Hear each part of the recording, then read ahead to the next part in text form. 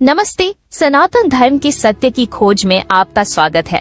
यह पॉडकास्ट श्रृंखला सनातन धर्म की सच्चाई, शिल्पी ब्राह्मणों की विरासत, सनातन धर्म के एक महत्वपूर्ण पहलू शिल्पी ब्राह्मणों, जिन्हें विश्वकर्मा ब्राह्मण भी कहा जाता है, की गहन खोज है। हम वेदों, पुराणों और अन्य शास्त्रों के आधार पर उनकी ऐतिहासिक और आध्यात्मिक भूमिका, समाज में उनके योगदान और आधुनिक समय में उनकी प्रासंगिकता पर चर्चा करेंगे। हमारे साथ हैं दो विशेषज्ञ, अनामिका जो वैदिक दर्शन और शास्त्रों की जानकार हैं, और संतोष कुमार आचार्य जो विश्वकर्मा वैदिक ब्राह्मण और शिल्प शास्त्र के विद्वान हैं। नमस्ते। ये मेरे लिए सम्मान की बात है कि हम सनातन धर्म के इस महत्वपूर्ण पहलू को उजागर कर रहे हैं। शिल्पी ब्राह्मण न केवल वेदों के विद्वान थे, बल्कि उन्होंने शिल्प और वास्तु जैसे वैज्ञानिक क्षेत्रों में भी योगदान दिया। शिल्पी ब्राह्मणों की उत्पत्ति और वैदिक महत्व। इस पहले एपिसोड में हम शिल्पी ब्राह्मणों की उत्पत्ति और उनके वैदिक महत्व पर चर्चा करेंगे। हम ये समझेंगे कि वेदों और पुराणों में उनकी स्थिति क्या थी और कैसे समय के साथ उनकी पहचान बदली।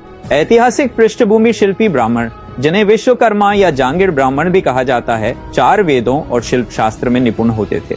मनुस्मृति 2:28 में कहा गया है, महायज्ञश्च यज्ञश्च ब्राह्मण कियते तनु, अर्थात सत्कर्म और शिल्प विद्या के बिना ब्राह्मण का शरीर पूर्ण नहीं होता। स्कंद पुराण में एक श्लोक है, शूद्र कोटि सहस्त्राणाम एक विप्र प्रतिष्ठित, विप्र कोटि सहस्त्राणाम एक विप्र शिल्पी प्रतिष्ठित, जो शिल्पी ब्राह्मणों की श्रेष्ठता को दर्शाता है। वैदिक काल में शिल्पी ब्राह्मण यज्ञों, मंदिर निर्माण और वास्तुशास्त्र के विशेषज्ञ थे। ऋग्वेद मंडल 7 सूक्त 35 मंत्र 15 में उन्हें यज्ञ के कर्ता और विद्वान कहा गया है। वे न केवल धार्मिक कर्मकांड करते थे, बल्कि तकनीकी और वैज्ञानिक क्षेत्रों में भी अग्रणी थे। ठीक कहा अनामिका। विश्वकर्मा ब्राह्मणों को अथर्ववेद का उपवेद, स्थापत्य वेद का विशेषज्ञ माना जाता है। बौधायन श्रोत सूत्र 24:16 में वर्षा ऋतु में रथकार शिल्पी ब्राह्मणों को यज्ञ का विशेषाधिकार दिया गया है, जो उनकी विशिष्टता को दर्शाता है।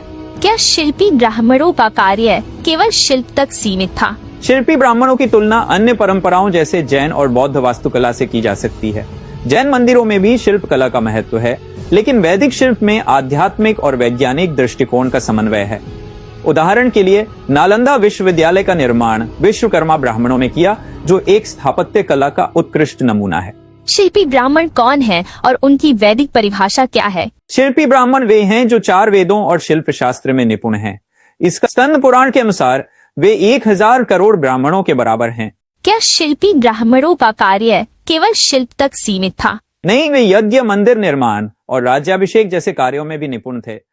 विश्वकर्मा ब्राह्मणों को रथकार क्यों कहा गया? ऋग्वेद 1:20-2 में रथकार शिल्पी ब्राह्मणों को दिव्य रथों का निर्माता कहा गया है, जो उनकी वैज्ञानिक और शिल्प कौशल को दर्शाता है। मनुस्मृति में शिल्पी ब्राह्मणों की क्या स्थिति है? मनुस्मृति 2:28 में शिल्प विद्या को ब्राह्मण के शरीर का आधार माना गया है। अथर्ववेद में शिल्पी ब्राह्मणों का क्या उल्लेख है? अथर्ववेद कांड 3 सूक्त 5 मंत्र 6 में उन्हें बुद्धिमान और मनीषी कहा गया है। शिल्पी ब्राह्मणों को देवता क्यों कहा गया?